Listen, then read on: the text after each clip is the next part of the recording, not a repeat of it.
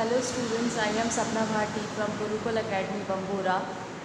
In our last class, we have started chapter 2, microorganism, friends or foe, and we have studied about microorganism and its uses. Microorganisms are a friend in number of ways. They help us in cleaning the environment. They are helpful in increasing the soil fertility. They can also be used as a source of food. Now in this class we are going to study about harmful microorganisms. For thousands of years man lived in ignorance of what caused disease. People had explanations and beliefs about what caused diseases. The most common of which was that sickness was caused by evil spirit inside the body of the victim. Thousand सालों तक लोग ये सोचते थे कि disease जो है वो कैसे कॉज होती है, उनको नहीं पता था। लोगों का ये सोचना था या ये मानना था कि डिज़ीज़ जो है वो कोई एविल स्पिरिट, बुरी आत्मा जो होती है वो पेशेंट के विक्टिम के बॉडी में होती है, इसीलिए पर्सन बीमार पड़ जाता है। Malaria was thought to be due to inhalation of bad air. ऐसा माना जाता था कि मलेरिया जो है वो बैड एयर, ख़राब हवा को जब हम इनहेल कर लेते हैं तो मलेरिया हो जाता है। Chickenpox, smallpox and cholera were inflected as curse of some angry goddess. Chickenpox, smallpox, cholera, ये जो बीमारियाँ, इनके लिए ऐसा सोचा जाता था कि अगर हमारे जो भगवान हैं, देवी देवता जो हैं, अगर वो उनसे नाराज़ हो जाते हैं तो हमें ये बीमारियाँ होती हैं। It was not until 1865 that science was able to prove that microbes or germs were the cause of disease. 1865 तक साइंस ये प्रूव नहीं कर पाई थी कि माइक्रो ऑर्गेनिज्म जो होते हैं वो डिजीज़ कॉज करते हैं। It was Louis Pasteur who first stated the germ theory of disease. Louis Pasteur ने जर्म थ्योरी ऑफ डिजीज़ दी थी, जिसके अंदर ये बताया गया था कि डिजीज़ माइक्रोब्स के कारण होती है। A number of microorganisms cause disease in human beings, plants and animals. कई सारे माइक्रोऑर्गेनिज्म ऐसे होते हैं जो डिजीज़ कॉज करते हैं, not only in human beings, they also cause disease in plants and animals. Such disease causing microorganism are called pathogens. ऐसे जो माइक्रोऑर्गेनिज्म जो डिजीज़ कॉज करते हैं वो कहलाते हैं pathogens. Some microorganism spoil food, clothing and leather.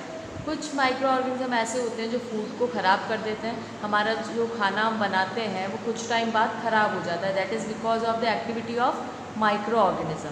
Clothes को, leather को, इनको भी माइक्रो ऑर्गेनिज्म स्पॉइल कर देते हैं। Let us study some more about their harmful activities. Now we are going to study harmful activities caused by the microorganism in detail. Disease causing microorganism in humans. Pathogens. What are pathogens? Pathogens are disease causing microorganisms. Enters our body through the air we breathe, the water we drink or the food we eat. ये जो pathogen है ये हमारी body में कैसे जाते हैं? या तो हम सांस लेते हैं तो एयर के थ्रू चले जाते हैं, पानी पीते हैं तो पानी के थ्रू, और या हम जो खाना खाते हैं उससे भी हमारी बॉडी के अंदर एंटर कर जाते हैं। They can also get transmitted by directly contact with an infected person और कैरीड थ्रू अ एनिमल। अगर किसी पर्सन को वो इन्फेक्शन है, डिजीज़ है, और हम उसके कांटेक्ट में जाते हैं, हम उसके पास जाते हैं तो वो बीमारी हमें भी लग जाती है। Now days we have seen an example of corona.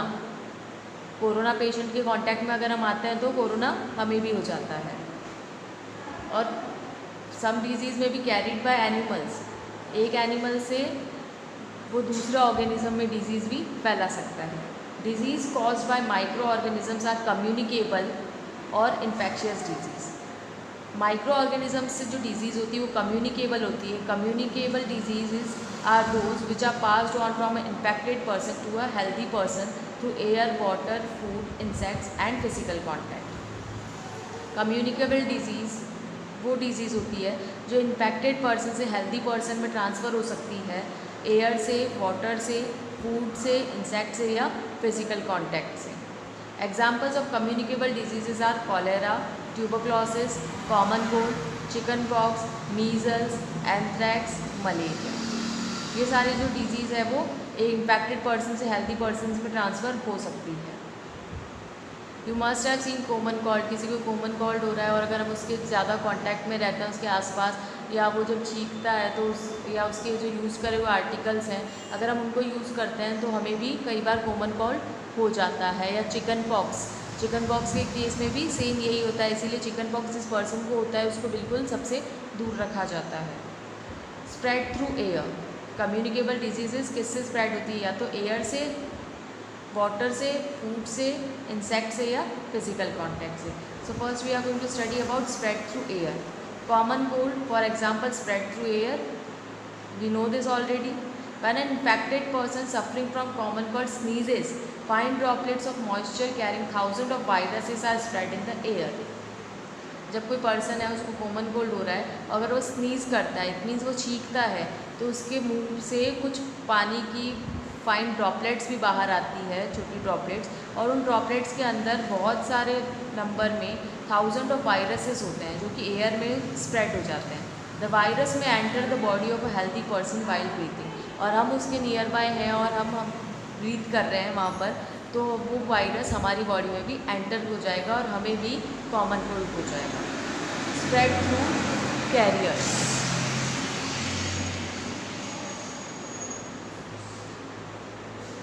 Some insects and animals act as a carrier of disease carrying microbes. कुछ एनिमल्स और इंसेक्ट्स ऐसे होते हैं जो डिजीज़ को कैरी करते हैं। House flies, mosquitoes, cockroaches and rat are carriers of diseases.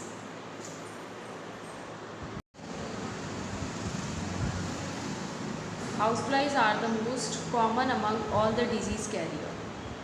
House flies, मक्खी जो होती है, उन सारे डिजीज़ कैरियर में सबसे कॉमन है। The fly sits on the garbage and animal excreta, pathogen sticks to their body. When these flies sit on uncovered food they may transfer the pathogens. Whosoever eats a contaminated food is likely to get sick. ये जो flies होती है house fly, ये garbage जो animal excreta पर जाकर बैठती है और पैथोजन उसकी बॉडी पर चिपक जाते हैं, और जब ये वही फ्लाई वापस जाके किसी अनकवर्ड फूड पर बैठेगी तो पैथोजेंस उस वेस्ट से, गार्बेज और एनिमल एक्सक्रीटा से फूड पर आ जाएंगे इन फ्लाइज के थ्रू, और जो भी पर्सन उस फूड को खाएगा वो उसको खाकर बीमार हो जाएगा। So it is advisable always keep food covered, इसीलिए हमें कहा जाता है कि फूड को हमेशा ढककर रखना चाहिए। Avoid consuming uncovered items of food, जो फूड अनकवर्ड हो, जिसको ढककर नहीं रखा गया, उसको नहीं खाना चाहिए। Another example of carrier is the female anopheles mosquito.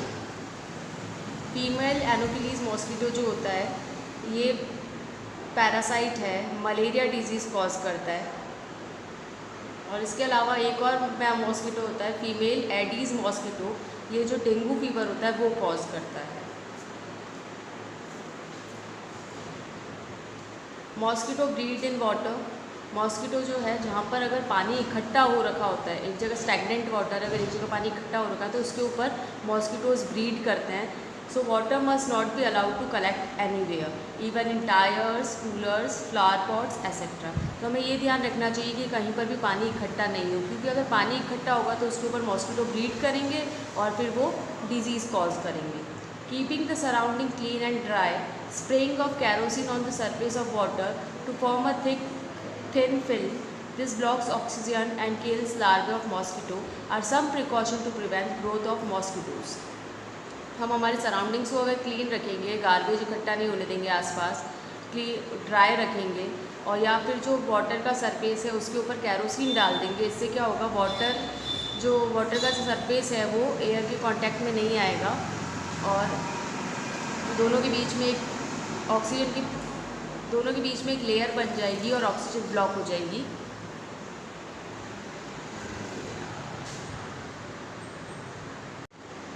इस तरह से हम मॉस्किटो को ब्रीड करने से प्रिवेंट कर सकते हैं।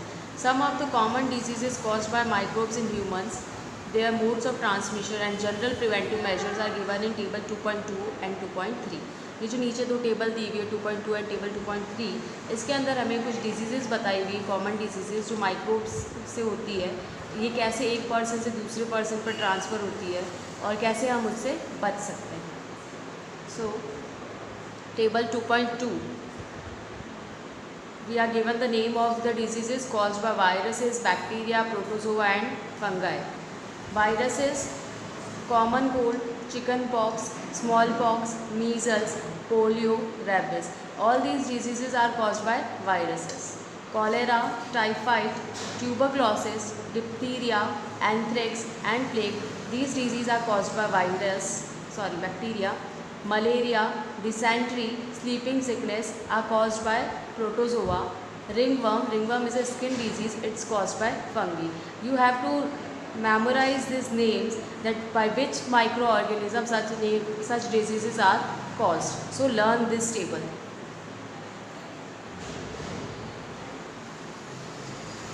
Next is table 2.3.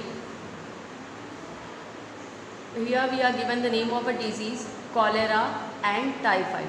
Both these diseases are caused by a bacteria. Here it is written bacterium. Bacterium is a singular form of bacteria. The disease cholera and typhoid get transmitted by contaminated water or food water.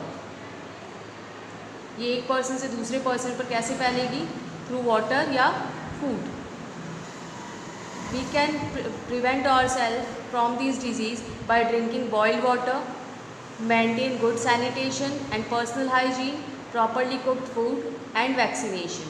हम अगर boil किया हुआ पानी पियेंगे, personal hygiene maintain करेंगे, साफ़ सुथरे रहेंगे और हमारे आसपास की कंडीशन को भी अच्छा सैनिटाइज रखेंगे, प्रॉपरली कुक्ड फूड खाएंगे या वैक्सीनेशन ले लेंगे, तो हमें ये डिजीज़ नहीं होगी. Next is tuberculosis. It is also caused by bacterium, that is bacteria plural form. Tuberculosis get transmitted from one person to another through air. In order to prevent ourselves from tuberculosis, we can keep the patient and the personal belongings in complete isolation from other or BCG vaccination.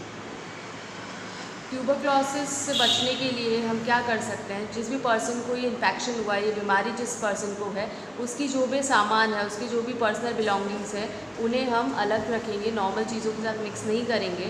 और BCG जो vaccine होती है, अगर किसी person को वो दे दी जाए तो उसको भी ट्यूबरक्लोसिस नहीं होगा. Next is hepatitis B. It is caused by virus. Causal organism is virus. Hepatitis B get transferred from one person to another through water. General preventive measures are drink boiled water and vaccination. Hepatitis B का भी vaccination होता है जिससे हमें ये बीमारी नहीं होती है. Next is polio. It is caused by virus. Chicken pox and measles. These three diseases are caused by viruses. Polio get transferred from one person to another through air or water. Chicken pox through air or through direct contact, and measles also get transferred through air. How can we prevent ourselves? By isolating from others. दूसरे लोगों से हमें जिसको ये बीमारी है उनसे दूर रहना पड़ेगा, उनके यूज़ की वो सामान को यूज़ नहीं करना है हमें, और या फिर एक वैक्सीनेशन भी हम करवा सकते हैं. Next thing is malaria. Malaria is caused by protozoa. Before some time we have studied that malaria is transferred from one person to another through a mosquito. The name of that mosquito is female Anopheles mosquito. It prevents breeding. How can we prevent from it? By preventing breeding of mosquitoes, by not allowing the collection of water in the surrounding and spray of insecticide, use mosquito net and repellents. हम mosquito की breeding रोक सकते हैं. हमें कहीं पर भी पानी इकट्ठा नहीं होने देना है हमारे आसपास में, या इस पर इंसेक्टिसाइड्स, इंसेक्ट को किल करने के लिए जो केमिकल यूज़ होता है उसको बोलते हैं इंसेक्टिसाइड, उसका स्प्रे कर सकते हैं, या फिर मॉस्किटो नेट और मॉस्किटो रिपेलेंट जैसे गुड नाइट, ओडोमास को यूज़ कर सकते हैं. Next we are given with two tables, table 2.4 and table 5. In this table, disease causing microorganisms in animals and plants are given.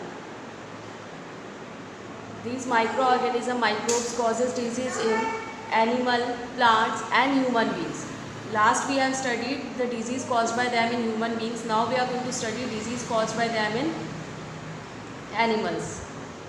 Viruses causes foot and mouth diseases in cattle.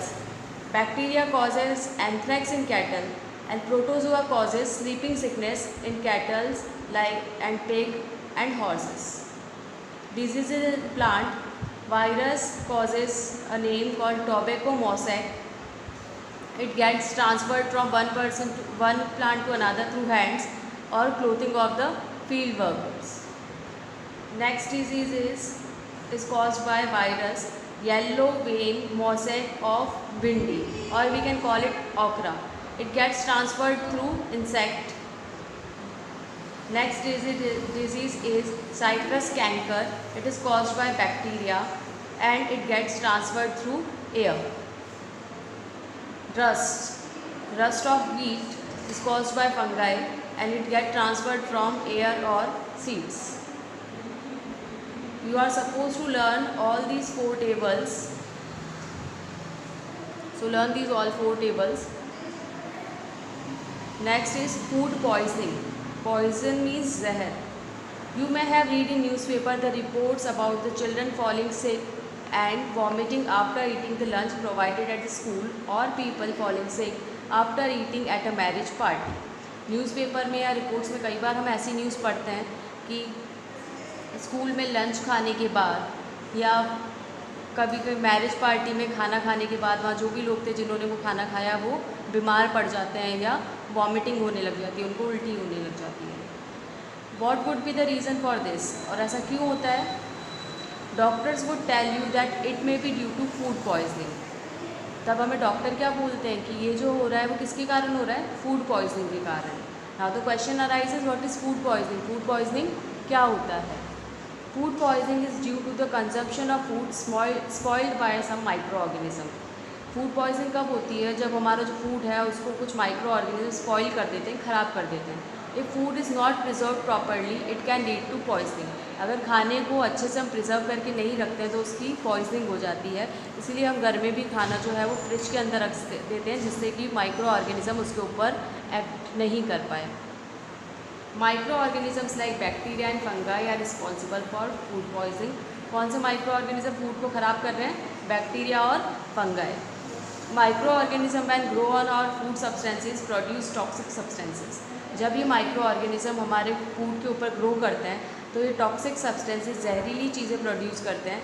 This makes the food poisonous, causing vomiting, serious illness and even death. ये जो poisonous substance होता है ये food को ख़राब कर देता है और इससे हमें वॉमिटिंग होती है. कई बार बहुत ज़्यादा सीरियस बीमार हो जाते हैं या इवन डेथ भी हो सकती है. Food hygiene is essential for preventing food poisoning. Bacteria causing food poisoning are salmonella and clostridium. तो जो फूड की हाइजीन है, मतलब फूड को क्लीन रखना, प्रिवेंट करके रखना कि उसके अंदर कोई माइक्रो ऑर्गेनिज्म नहीं हो, ये बहुत ज़्यादा ज़रूरी है. जो बैक्टीरिया फूड पॉइजनिंग कॉज करते हैं वो है सैल्मोनेला और clostridium. And the fungi causing food poisoning are aspergillus and penicillium. Next is food preservation. फूड को कैसे हम प्रिजर्व कर सकते हैं ताकि वो ज़्यादा लंबे टाइम तक यूज़ करा जा सके. In chapter 1 we have learned about the methods used to preserve and store food grains. Last chapter में हमने कैसे हम हमारे फूड ग्रेन्स को स्टोर करके रख सकते हैं वो पढ़ा था. How do we preserve cooked food at home. हम कैसे घर पर कुक्ड फूड को प्रिजर्व करते हैं, कैसे ही प्रिजर्व करते हैं. कुक्ड फूड को जनरली हम फ्रिज में रख देते हैं या उसके ऑयलिंग करके रख देते हैं. You know that bread left unused under moist condition is attacked by fungus. अगर जो ब्रेड है उसको हम खुला छोड़ दें मॉइस्ट कंडीशन के अंदर तो उसके ऊपर क्या होता है? फंगस लग जाती है. जो ब्लैक ग्रे कलर के मॉल्स, लंबे लंबे मॉल्स जो दिखते हैं वो फंगस होती है. माइक्रो ऑर्गेनिज्म स्पॉइल्स और फूड. जब भी हम फूड को इस तरह से खुला छोड़ देंगे विदाउट एनी प्रिजर्वेशन तो माइक्रो ऑर्गेनिजम्स को स्पॉइल कर देते हैं. Spoiled food emits bad smell and has a bad taste and color change. जब खाना माइक्रो ऑर्गेनिज्म उसके ऊपर एक्ट करते हैं और खाना ख़राब हो जाता है तो उसकी स्मेल चेंज हो जाती है, उसका टेस्ट भी चेंज हो जाता है और उसका कलर भी चेंज हो जाएगा। Why do you use a refrigerator eight home? हम घर पर फ्रिज क्यों यूज़ करते हैं? क्या सिर्फ हम फ्रिज से कूलिंग के लिए यूज़ करते हैं? नहीं, हम फ्रिज यूज़ करते हैं रेफ्रिजरेटर ताकि हम फूड को भी स्टोर करके रख सकें और वो जल्दी ख़राब नहीं होगा।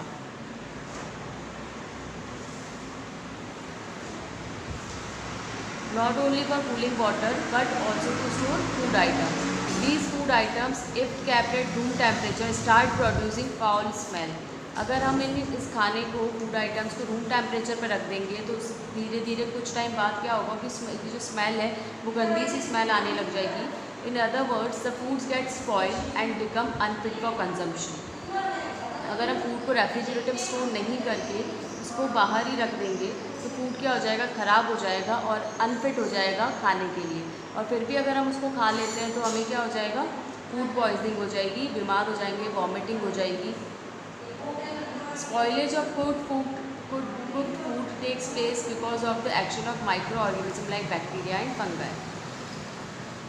जो कुक्ड फूड होता है वो स्पॉइल हो जाता है because of the action of microorganism like bacteria and fungi. Example of such food poisoning causes microorganism are salmonella, clostridium, aspergillus, penicillium. How is spoiled food affected? Spoil food जो है हमारा वो spoil हो चुका है, ये कैसे पता चलेगा हमें?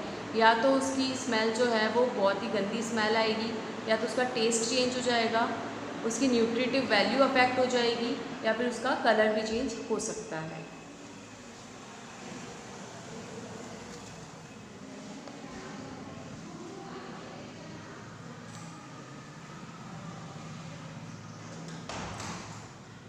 Food preservation is the answer to prevent its spoilage. हम खाने को ख़राब होने से कैसे बचा सकते हैं? फूड प्रिजर्वेशन करके। कई सारे एडवांटेजेस होते हैं फूड को प्रिजर्व करने के। Some of them are given here. First, reduces food wastage by avoiding spoilage. हमें जितना हमारे रिक्वायर्ड होता है उतना ही फूड कुक करना चाहिए। अगर एक्स्ट्रा हम कुक करते हैं तो वो पड़ा रहेगा और वो क्या होगा, स्पॉइल हो जाएगा, ख़राब हो जाएगा। Increase the storage period of food stuff. हमें खाने को ज़्यादा से ज़्यादा टाइम के लिए स्टोर करके रखना चाहिए। Nutritive value is retain for a longer period. Nutritive value जो है उसकी वो भी ज़्यादा लंबे टाइम तक बनी रहेगी। Ensure food availability in distant places during of season. Of season के टाइम पर या हम कहीं ऐसी जो दूर की जगह पर जाएंगे तो ये ऐसा स्टोर किया हुआ फूड हम हमारे साथ ले जा सकते हैं। Now we are given some of the methods to preserve food. We can preserve, or you have seen some of the methods at your home.